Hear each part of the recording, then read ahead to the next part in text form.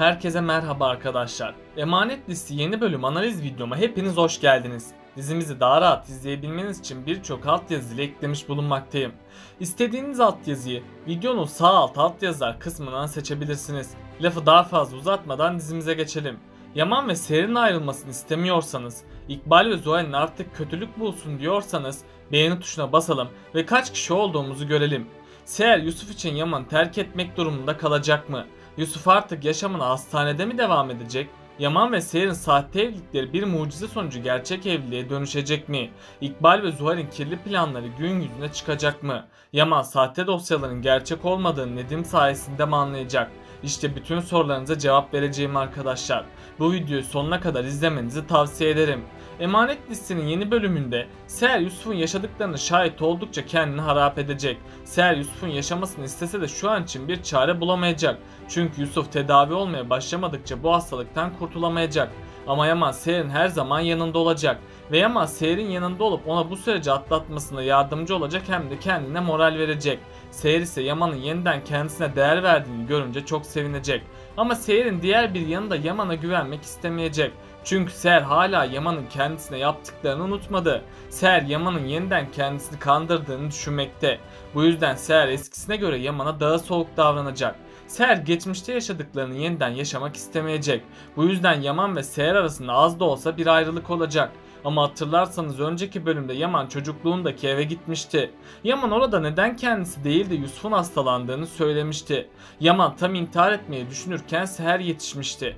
Seher'in Yaman'ın peşinden gitmesi hala bir umudun olduğunu göstermekte. Yani Seher hala Yaman'ı sevmekte. Ayrıca hatırlarsanız Yaman ve Seher Yusuf'u hastaneye götürmüşlerdi. Seher Yusuf hastalandığı için bu acıya dayanamayacağını söylemişti. Yaman da Seher'in üzüldüğünü görünce ona değer verdiğinde mendilini vermişti. Yaman'ın Seher'e mendili vermesi bu aşkın bitmediğinin kanıtıdır. Önümüzdeki bölümde Yusuf sayesinde Yaman ve Seher tamamen bir araya gelecek. Yaman ise yeniden Seher'e güvenmeye başlayacak. Ama Seher'in Yaman'a olan düşünceleri hala değişmeyecek. Tabi Yusuf söz konusu olunca Seher bir karar daha alacak. Seher Yusuf için Yaman'a bir şans daha verecek. Böylece sonunda Yaman ve Seher aşkı yeniden başlayacak.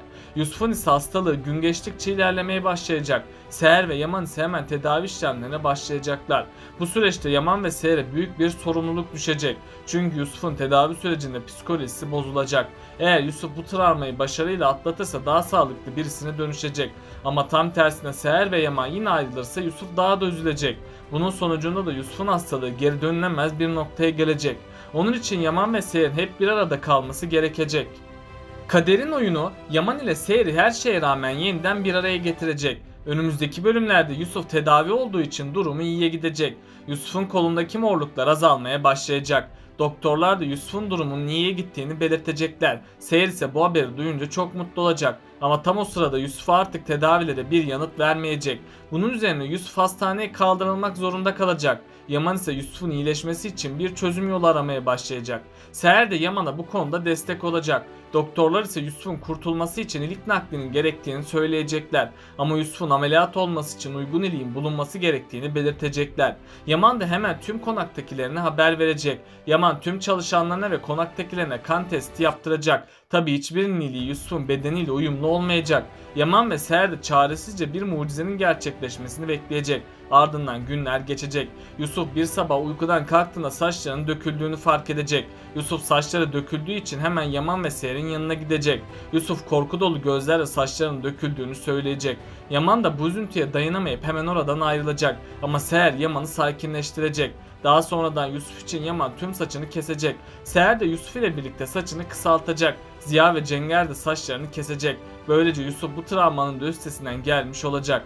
Bu süreçte Cenger'in Yusuf'a büyük yardımları dokunacak. Çünkü Cenger'in oğlu da kanserden dolayı ölmüştür. Cenger oğlu öldüğü için çaresiz kalmıştır. Bunun üzerine Cenger tam kendisini öldürecekken Yaman yetişmiştir. Yaman onu yeniden hayata tutunmasına yardımlarda bulunmuştur. Cenger Yaman'ın kendisine yardım ettiğini görünce onları ailesi olarak görmüştür. Bu yüzden yeri geldiğinde Cenger, Yusuf, Seher ve Yaman için canını bile verecektir. Yaman Yusuf'un mutlu olması için ona her istediğini alacak. Yusuf da her isteği yerine geldiği için çok mutlu olacak. Ama Yusuf'un içinde hala bir eksiklik olacak. Bu eksiklik anne ve baba özlemidir. Tabi Yaman ve Seher sayesinde Yusuf'taki bu özlem de giderilecektir.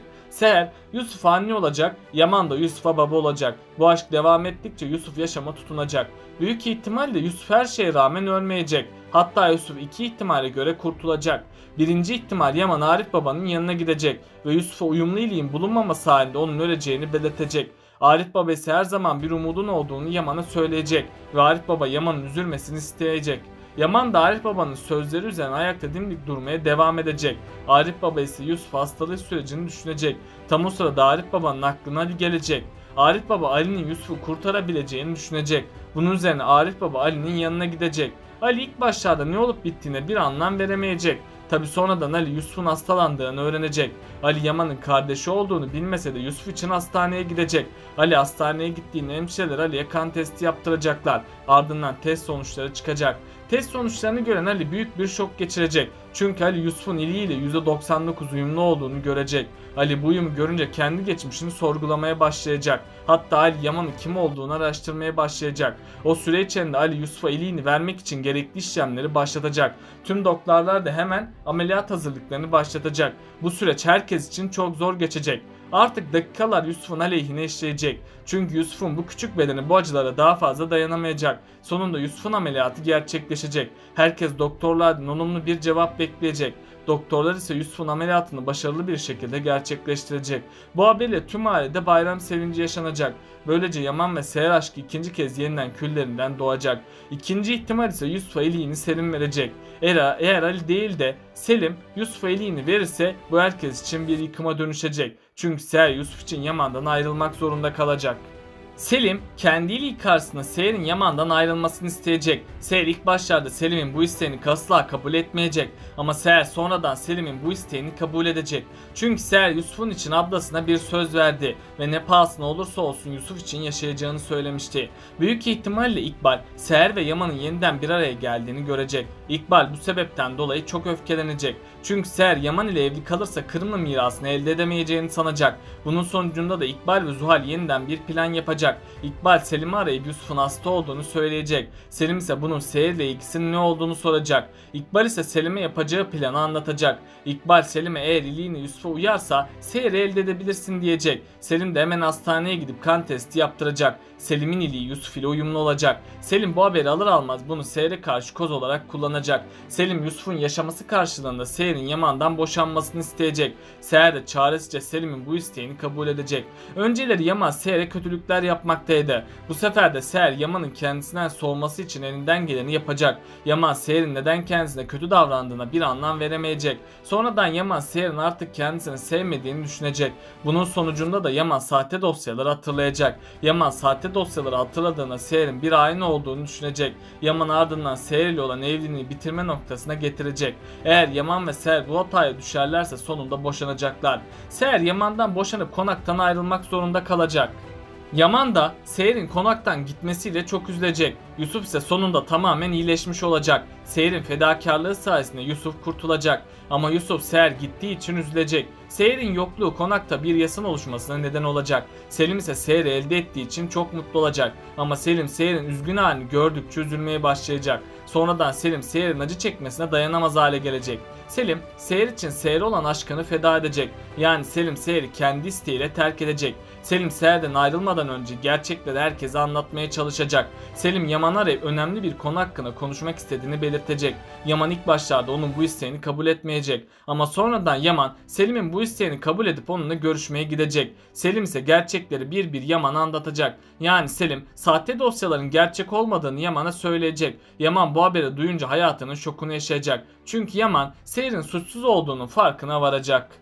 Peki sizce Seher Yusuf için Selim'in teklifine ne demeli? Aşağıda yorumlarınızı bekliyor olacağım. Böylelikle bu bölümümüzün de sonuna gelmiş bulunmaktayız arkadaşlar. Beni desteklemek için yorum atmayı, videomu beğenmeyi ve kanalıma abone olmayı unutmayın arkadaşlar. Hepinize teşekkür ederim. Kendinize çok iyi bakın. Hoşça kalın.